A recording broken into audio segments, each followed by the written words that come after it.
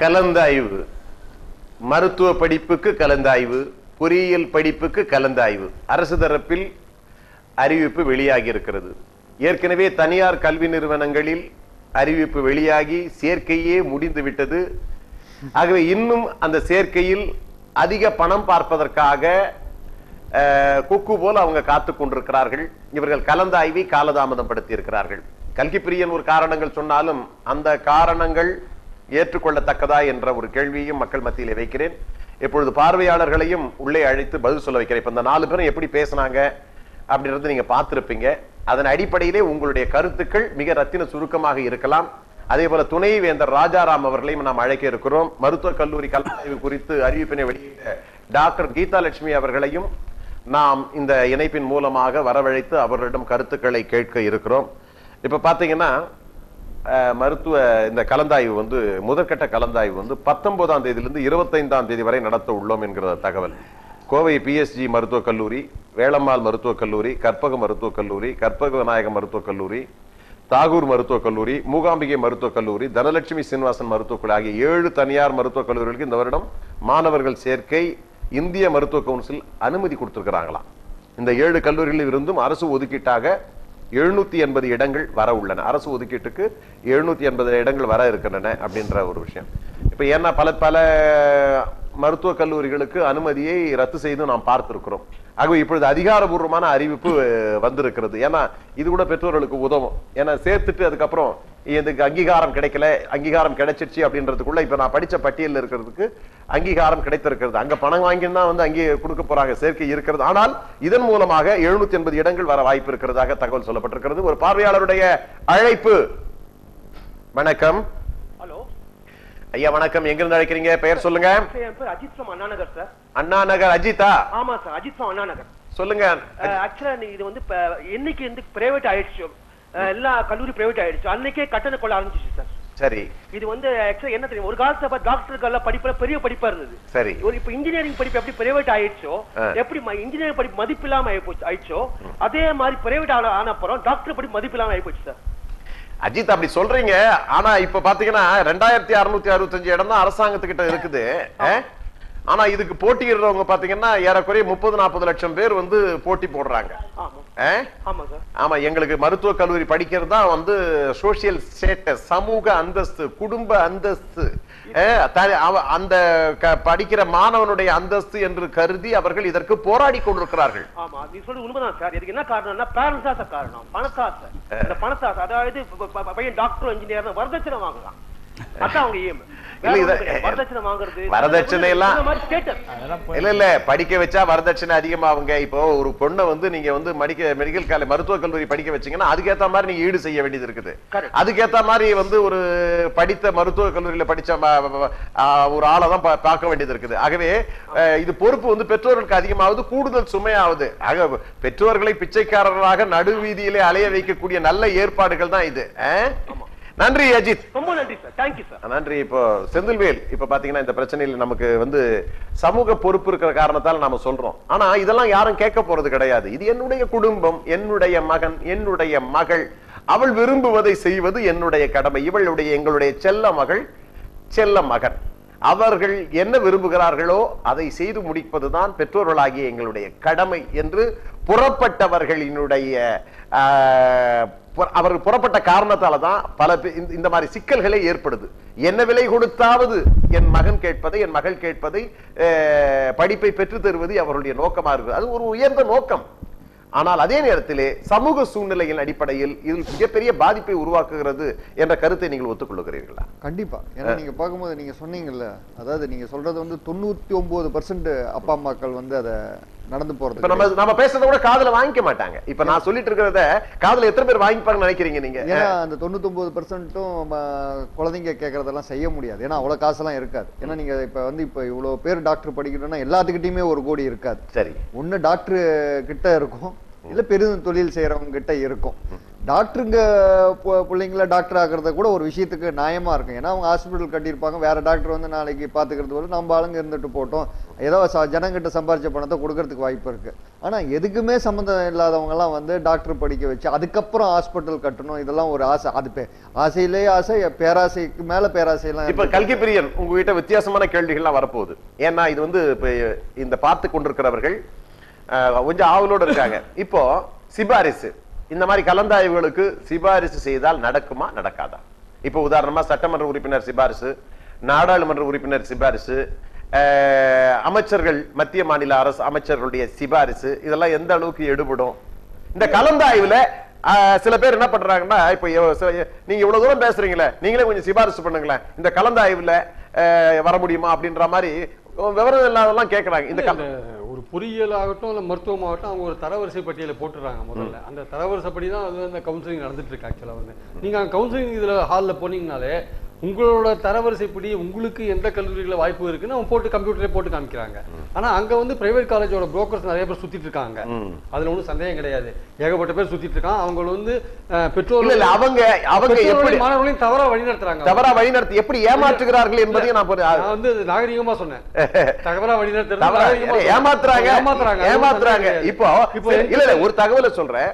ஒரு கல்வி ஆண்டுல இப்ப வந்து குறைஞ்சபட்சம் 2 கோடி ரூபாய் நான் சம்பாரிச்சிருவேன் அப்படின்னு சொல்லக்கூடிய இடைத்தரகர்கள் நிறைய பேர் இருக்கான். ஒரே ஒரு கல்வி நிறுவனத்தை சுத்திக்கிட்டு ஒரு கல்வி ஆண்டுல நான் 2 கோடி ரூபாய் சம்பாரிச்சிருவேன், இது எனக்கு போது, அடுத்த கல்வி ஆண்டுல நான் ஏமாத்துவேன் அப்படின்ற மாதிரி இருக்கு. இப்போ 75 லட்சம் 1 கோடி ரூபாய் அப்படின்னு சொல்லிட்டு மருத்துவ படிப்பை நான் 50 லட்சத்துல முடிச்சு கொடுத்துறேன், பணத்தை முதல்ல கொடுங்க அப்படின்னு வாங்கிக்கிட்டு பேக்கெட்ல போட்டுட்டு ஓடிட்டு போயிட்டு அதுக்கப்புறம் காவல்துறை அதுன்னு சொல்லி இருக்கிறத கடைசியில இந்த அப்படின்னு தூக்கி போடுற ஆட்களும் இருக்கிறார்கள். நடக்கிறதா செய்யுது.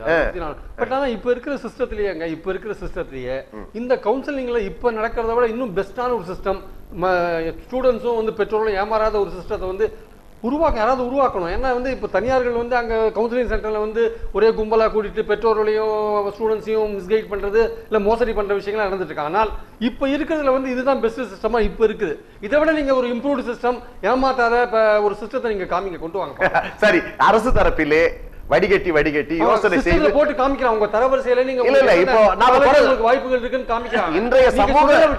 இன்றைய சமூக சூழ்நிலையில் பிரச்சனைகளை உணர்ந்து எல்லா அரசுகளுமே, இந்த அரசுன்றது எல்லா அரசுகளுமே ஒரு வழியை பின்பற்றுவதற்காக நமக்கு தெரிஞ்சாலும் கூட இப்ப திடீர்னு பிலிப்பைன்ஸ், அதாவது இங்க இடம் கிடைக்கலன்னா பிலிப்பைன்ஸ்ல போலாம் அப்படின்னு இப்ப பாத்தீங்கன்னா எல்லா தொலைக்காட்சிகளிலும் விளம்பரம் வருகிறது. எங்க தொலைக்காட்சி உட்பட சொல்றேன், எல்லா தொலைக்காட்சியிலும் விளம்பரம்.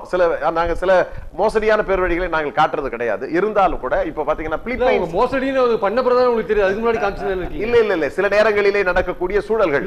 ஒரு ஹோட்டலை பத்தி, ஒரு ஹோட்டல் மேனேஜ்மெண்ட் காலேஜ் பத்தி வந்துட்டு இருக்கு. இப்போ என்னாச்சு, விளம்பரம் திடீர்னு நின்று போச்சு. அதை பத்தி ஒரு தவறான இல்ல, அதுக்கு முன்னறிவிப்பு கொடுத்துடுறாங்க, இந்த விளம்பரத்துக்கு எங்களுக்கு சம்பந்தம் கிடையாது அப்படின்ற மாதிரி எல்லா தொலைக்காட்சிகளிலுமே இவங்க கொடுக்கக்கூடிய விளம்பரம் சொல்றதெல்லாம் உண்மையா போய் எங்களுக்கு தெரியாதுன்னு உங்களுக்கு சொல்லிடுறாங்க. ஆமா அதே மாதிரிதான் இப்ப வந்து இந்த பிரச்சனை நம்ம இந்த அமிர்தா ஹோட்டல் மேனேஜ்மெண்ட் இல்ல அமிர்தா ஹோட்டல் மேனேஜ்மெண்ட் பத்தி நாங்க சொன்ன பிறகு இப்ப ராதிகா வந்து சொல்லிட்டாப்ல எனக்கு இந்த விளம்பரத்துக்கு சம்பந்தம் கிடையாதுன்னு சொன்ன உடனே ராதிகாவை மாத்திட்டு ஸ்னேகாவை போட்டான். அது ஏதோ ஒரு படத்தோட விளம்பரம் வருது பாருங்க, திரிசா இல்லைன்னா நயன்தாரான்ற மாதிரி.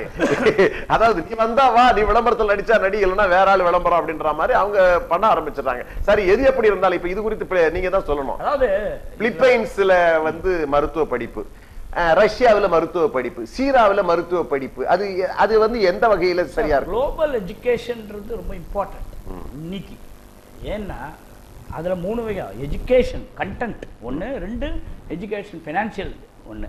இப்போ நீங்கள் வந்து இந்தியாவில் ஒரு மெடிக்கல் படிப்பு படிக்கிறதுக்கு தாராளமாக பிலிப்பைன்ஸ் இல்லை ரஷ்யா போய் படிக்கலாம். சரி, பிலிப்பைன்ஸ்ல படிக்கிறதுக்கு இருங்க, நான் கேட்டு கேள்வி தயவுசெய்து. ஏன்னா நீங்க சொன்னீங்கன்னா நீங்க ஒரு கல்வியாளர் சொல்லிட்டு இருப்பீங்க, எனக்கு மக்களுக்கு சேர வேண்டிய விவகாரம் போய் சேரணும். அதாவது பிலிப்பைன்ஸ்ல வந்து மருத்துவ படிப்பு படிக்கிறதுக்கு எவ்வளவு செலவாகுது?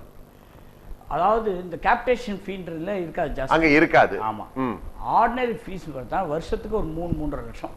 சரி, அவங்க படிச்சு முடிச்சு 5 வருஷத்துக்கு 15 லட்சம் 18 லட்சம். ஆனா இப்போ விளம்பரம் செய்கிறவர்கள் அங்க ஒண்ணு சொல்றது இங்க ஒண்ணு செய்யறது அப்படின்ற மாதிரி. திருப்பியும் பிலிப்பைன்ஸ் நான் கண்ட்ரி சொல்றேன், அதுல எவ்வளவு அங்கேயும் முளைச்சுட்டு இருப்பாங்க இந்த மாதிரி நிறைய ஆளுங்க. பட் அந்த கண்ட்ரில இதுக்கு முன்னாடி ரஷ்யா தான் நமக்கு அதிகமா பேசப்பட்டது. ரஷ்யான்றது பெஸ்ட் ஆனஸ்ட்லி. ஏன்னா அங்க வந்து எப்படின்னா குளோபலா இப்ப ஒண்ணு இல்லை, ரஷ்யாவில் படிச்சவங்க இந்தியாவில் வந்தா ஒரு டெஸ்ட் தான் ரெகனைஸ் பண்ணுவோம். மெடிக்கல்ல எப்படி தர மாட்டாங்க. ரஷ்யா மட்டும் இல்ல, வெளிநாட்டுல எங்க படிச்சாலும் எல்லா இடமும் உண்டு. சார் இப்போ இந்த பிரச்சனை இல்ல, இப்போ ரஷ்யாவுல ஏற்கனவே நிறைய வந்துகிட்டு இருக்கு சார். அதான் சார், இல்ல இது கவனிங்க, ரஷ்யால மட்டும் இல்ல எல்லா கண்ட்ரிலயும் அலோ டெஸ்ட்னு உண்டு. எதுக்காக கொண்டு வந்தாங்கன்னா, இங்க பாதி பேர் வெளிநாட்டுல போய் படிக்கும்போது இங்க மெடிக்கல்ல டொனேஷன் வாங்க முடியல, கேபிட்டல் வாங்க முடியல. சரி, அங்க போய் படிக்கும்போது ரஷ்யால படிச்சாங்கன்னா யூரோப், யுஎஸ், ஆஸ்திரேலியால அப்சல்யூட்லி ரெகனைஸ் பண்றான் வித்தவுட் எனி டெஸ்ட். அந்த டாக்டர்ஸ் அங்க போறாங்க. இன்னைக்கு யூரோப்ல எவ்வளவு ரஷ்யன் டாக்டர்ஸ் இருக்காங்க, எக்ஸலன்ட் டாக்டர்ஸ். இந்தியால இருந்து ரஷ்யால போய் படிச்சு அங்க போய் டாக்டரா இருக்கோம். ஏன்னா அவங்களுக்கு அங்க ரெகனைசேஷன் கிடைக்குது.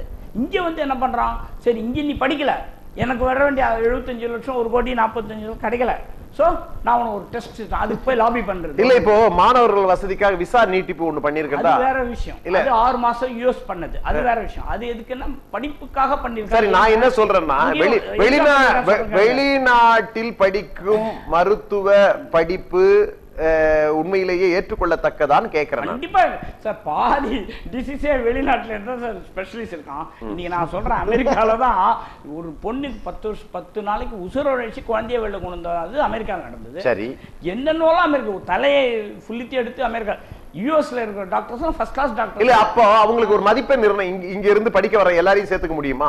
மதிப்பெண் நிர்ணயம் வேணும் இல்லையா? அவங்க அங்க வெளிநாடுன்னு போகும்போது ஒரு என்ட்ரன்ஸ் வச்சிடறான். அது மெடிக்கலுக்கோ இன்ஜினியரிங்கோ எதுக்கா இருந்தாலும் ஒரு என்ட்ரன்ஸ். நீ மெடிக்கலுக்கு நீ வந்து இது பண்ண இந்தியால பண்ற அப்ரோச் அங்க பண்றது இல்ல. அங்க ஜெனரலாவே ஒரு என்ட்ரன்ஸ் எந்த கண்ட்ரில இருந்து வந்தாலும். சரி, இப்போ நான் என்ட்ரன்ஸ் எக்ஸாம் போதே நமக்கு தெரியும், இங்க வந்து அண்ணா பல்கலைக்கழகத்துக்கு என்ட்ரன்ஸ் எக்ஸாம் வைக்கிறேன்னு சொல்லிட்டு தனியார் கல்லூரிகள் வந்து ஒப்புக்குன்னு ஒரு தேர்வு எழுத சொல்லி எல்லாரையுமே அதை சேர்த்துக்கிறாங்க. அங்க அப்படி முடியாது. ஏன்னா that is government GATE, GRE நீ எழுது, எல்லாம் எழுதினாதான் அலோடு. அதுன்றது இஞ்சிக்கே இல்ல, எவனா இருந்தாலும். அதாவது ஓரளவுக்கு தகுதி திறமை வாய்ந்த மாணவர்களுக்கு மட்டுமே அனுமதி கிடைக்கும், சேர்க்கை கிடைக்கும் சொல்றீங்க. கண்டிப்பா கண்டிப்பா. அதே மாதிரி தான் தகுதியை கொண்டுறாங்க. ரஷ்யா மெடிக்கல் காலேஜ் சும்மா இல்ல, they are all doing very well. சரி, இப்போ பேராசிரியர், இப்போ வந்து வெறும் மத்திய அரசிடமிருந்து 100 சீட்டுகளுக்கு மட்டும்தான் அனுமதி கிடைத்திருக்கிறது. நீங்க என்ன ஆரம்பத்திலே ஒரு கருத்து சொன்னீங்க, அதிகமாக எண்ணிக்கையில் மருத்துவ படிப்பு உருவாக்கணும் அப்படின்ற ஒரு சூழல் வந்து இருக்கு அப்படின்னீங்க. இப்ப மத்திய அரசினுடைய அனுமதி தான் நமக்கு கிடைக்கல அப்படின்ற ஒரு குற்றச்சாட்டு இருக்கு. இப்ப மத்திய அரசு ஏன் வந்து மாநில அரசுக்கு கேட்கிற எண்ணிக்கையில வந்து கூடுதல் இடங்களை ஒதுக்கலன்ற ஒரு கேள்வி அமையுது இல்லையா?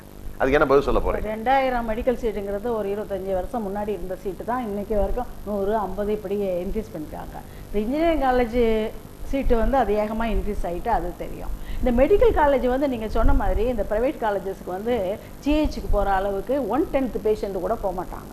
ஆனால் அவங்க வந்து மெடிக்கல் காலேஜ் ரன் பண்ணும்போது இந்த ஜிஹெச்சில் ஏன் ஒரு 1000 சீட்டு ஆக்கக்கூடாது, எம்எம்சியில் அது மாதிரி ஸ்டான்லியில் ஏன் ஒரு 500 சீட்டு ஆக்கக்கூடாது, இதில் ஏன் தடை பண்ணுறாங்க, இதுக்கு ஏன் அவங்க ஸ்டெப் எடுக்கல? இப்போ ஒரு குற்றச்சாட்டு ஒன்று இருக்கு கல்கி பிரியன், மத்திய மாநில அரசுகளில் இந்த அனுமதியை பெறுவதற்கு அதிகாரிகளுக்கும் ஆட்சியில் இருக்கவங்களும் கிட்பேக் லஞ்சம் கொடுக்கணும் அப்படின்ற மாதிரி. இப்ப தமிழ்நாட்டிலே மருத்துவ கல்லூரி அனுமதிக்கு கோரி பல விண்ணப்பங்கள் இருந்து கொண்டிருக்கின்றன. கல்லூரியை கட்டி வச்சுட்டாங்க, அதே மாதிரி வந்து பேங்க்ல வங்கியிலே வந்து கடனையும் வாங்கி வைத்து விட்டார்கள். இப்போ அனுமதி கிடைப்பதில் தாமதம், மத்திய அரசுல அந்த கால தாமதம் நடந்து கொண்டிருக்கு. அவங்க வந்து பார்த்துட்டு என்ன பண்றாங்க, மிகப்பெரிய அளவு கிட்பேக் கேட்கதான் சொல்ல, 50 கோடி 40 கோடி 30 கோடி 100 கோடி அப்படின்னு கேட்கும்போது இவங்க ஏற்கனவே கடன் வாங்கி கல்லூரி நடத்தி கொண்டிருக்கிற இவர்களாலே அதனால வந்து பல கல்லூரிகள் தமிழ்நாட்டில் அனுமதி பெற முடியாத ஒரு நிலைமை இருக்கிறது. அதற்கு மத்தியிலே இருக்கக்கூடியவர்களுடைய இந்த கிட்பேக் விவகாரம் தான் பெரிய காரணம் அப்படின்ற ஒரு குற்றச்சாட்டு இருக்கு. இல்ல, மெடிக்கல் கவுன்சில் ஆஃப் இந்தியா தான் ரெகக்னிஷன் கொடுக்குறாங்க. கேஷன் தேசாய் எல்லாம் பிடிபட்டாரு, எவ்வளவு தங்கமும் பணமும் பிடிபட்டது, அதெல்லாம் என்ன ஆச்சுனே தெரியலையே. இப்போ அதையெல்லாம் நீங்க நோண்டுவீங்கன்னு பார்த்தா நோண்டவே மாட்டேன்றீங்களே. அதெல்லாம் மருத்துவ மட்டும் யோக்கியமா இருக்காங்களா? அவன் வந்து சிஎம்டி டாக்குமெண்டே போர்ஜ் பண்றான் ஒரு மருத்துவ கல்லூரி நடத்துறவன். நீங்க முத்துக்குமரன் சொல்றீங்க, அதாவது சொல்லுங்க, நீங்க சொல்ல வந்துட்டா அதுக்கு முத்துக்குமரன் கல்லூரி. அப்படிப்பட்ட ஒரு நேர்மையாளர் வந்து கல்லூரி நடத்தும் போது எப்படி அங்க அந்த கல்லூரி தரமா இருக்கும்? ஏற்கனவே அரசிலே பணியாற்றி இருக்கிறார், அரசில் தலைமைச் செயலகத்தில் பணியாற்றியவர். அவர் அதாவது அரசாங்கத்திலே பணியாற்றியவர்களுக்கு எல்லா உள்விவகாரம் தெரியுன்றதுக்கு இது ஒரு உதாரணம். ஆக அரசியல் பணியாற்றியவர்களுக்கு இந்த பர்டிகுலர் காலேஜ் மட்டும் இல்லைங்க. இன்னைக்கு நான் வந்து இந்த டிவி மூலமா சவால் விடுறேங்க. இன்னைக்கு தமிழ்நாட்டில் இருக்கிற 20 மருத்துவக் கல்லூரிகள்ல குறைஞ்சபட்சம் 6 மருத்துவக் கல்லூரி புறம்போக்கு நிலத்துல கட்டிடம் கட்டிருக்காங்க. நீங்க இப்ப இதுல சொல்றேன் நானு, நீங்க எந்த 6 கல்லூரி நீங்க பாத்துக்கோங்க, எப்படி வேணா பண்ணிக்கோங்க. நான் சவால் விட்டு சொல்றேன், கவர்மெண்ட் இன்வெஸ்டிகேட் பண்ணுமா அதை?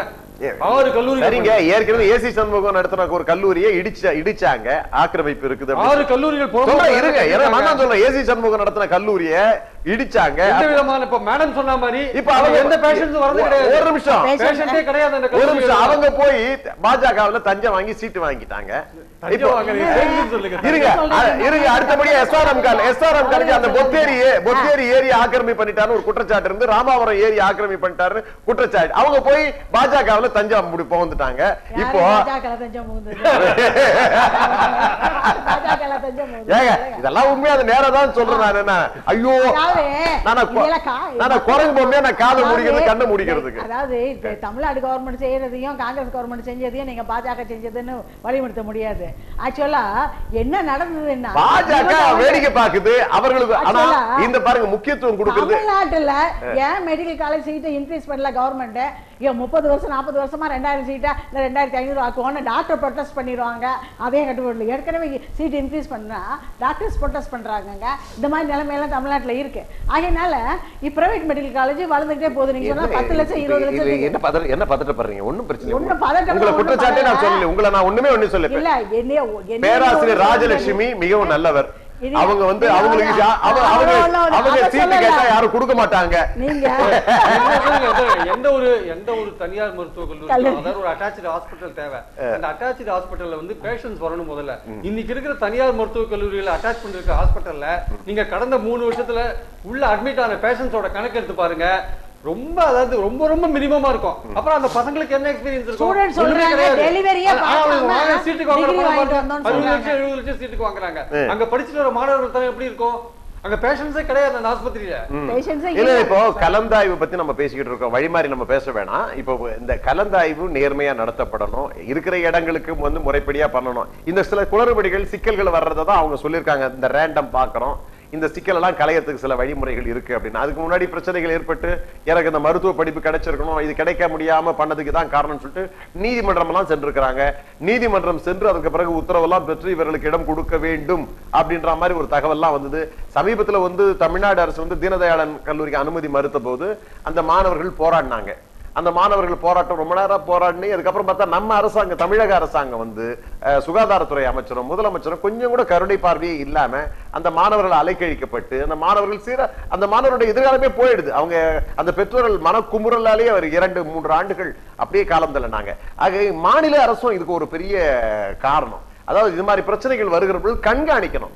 அதாவது ஒரு சின்ன விஷயங்களை கண்காணிச்சு, ஒரு அரசியல் கட்சியை கண்காணிச்சு, ஒரு தமிழ் அமைப்புகளை கண்காணிச்சு அவர்களை ஒடுக்குறது அடக்குறது அப்படின்னு வருகிற பொழுது இந்த கல்லூரிகளையும் கல்வி கொள்ளைகளையும் கண்காணிக்க மறுக்கிறாங்க. இதெல்லாம் கண்காணிச்சு எப்படி ஓட்டு கேட்க முடியும்? அந்த முக்கியமான வேலை இருக்கு, அதை பார்த்துட்டு கல்வி பிரியார். இப்போ நான் ஒரு இது பண்ணலாம், ஒரு வேடிக்கை பண்ணலாம். இப்போ மாண்புமிகு சுகாதாரத்துறை அமைச்சர் இந்த கலந்தாய்வு குறித்து என்ன கருத்துக்களை தெரிவிக்கிறார் அப்படின்னு சொல்லிட்டு நம்ம தயாரிப்பாளர்கிட்ட போட சொன்னோம்னா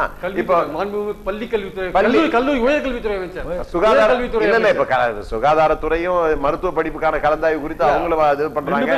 2 பேரையும் கேட்கலாம். இப்ப 2 பேரும் எங்க இருப்பாங்க? இப்போ ஆர்கே நகர்ல இருப்பாங்க. நான் ஏற்கனவே போன நிகழ்ச்சியில அப்படித்தான் போட்டேன். அமைச்சர் என்ன பண்ற அது உண்மையிலேயே தெரிஞ்சு அமைச்சர் அலுவலகத்துல இருந்து பேசுறாரு அப்படின்னு இங்க தகவல் வந்துட்டு வச்சுக்க, நிச்சயமா சூழ்நிலை என்ன நடக்குன்னு உங்களுக்கு நல்லாவே தெரியும். எது எப்படி இருந்தாலும் இந்த பிரச்சனையில பொறுத்தவரையிலும் இந்த கலந்தாய்வு நேர்மையா நடக்கப்படணும். ஒரு மாணவர்களுக்கும் பெற்றோர்களுக்கும் வழிகாட்டுதல் முகமாகத்தான் இந்த நிகழ்ச்சியை நாம எடுத்தோம். கலந்தாய்வுல காலதாமதத்தை சரி செய்ய முடியுமா அப்படின்ற ஒரு கேள்விக்கு சரி செய்ய முடியாது என்கிற ஒரு நிலைமை தான் பதில் சொல்லியிருக்காங்க. ஏற்கனவே துணைவேந்தர் என்கிட்ட பேசினார்.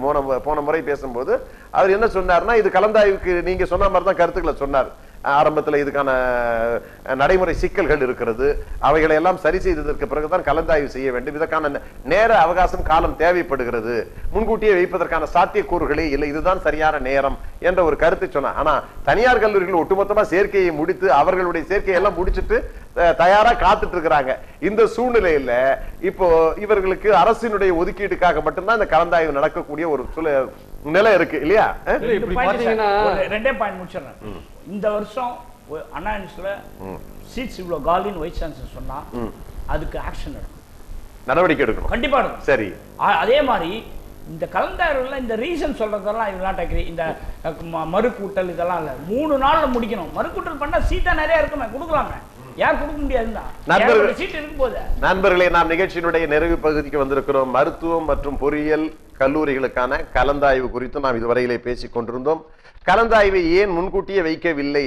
தனியார் கல்வி நிறுவனங்கள் இன்றைக்கு சேர்க்கையை முடித்துவிட்டு கல்வி கொள்ளை அடித்திருக்கிற பொழுது கல்வி கொள்ளையை தவிர்ப்பதற்கு இப்படி செய்திருக்கலாமே என்று நாம் கேட்டோம். இப்ப இது குறித்து ஜூலையிலே பொறியியல் கலந்தாய்வு என்று அறிவித்திருக்கிறார்கள். துணைவேந்தர் ராஜாராம் தெரிவித்திருக்கிறார். இதுல அவர் பட்டியலே வெளியிட்டிருக்கிறார். அண்ணா பல்கலைக்கழக நேரடி கட்டுப்பாட்டில் 16 பொறியியல் கல்லூரி நிறுவனங்கள் உள்ளன. இது தவிர 593 அரசு உதவி பெறும் சிறுபான்மை மற்றும் சுயநிதி பொறியியல் கல்லூரிகள் மொத்தம் 2,05,000 இடங்கள் இருப்பதாக அவர்கள் குறிப்பிட்டு தகவல் சொல்லியிருக்கிறார்கள். அதற்குத்தான் கலந்தாய்வு நடத்தப்படுவதாக குறிப்பிட்டிருக்கிறார்கள்.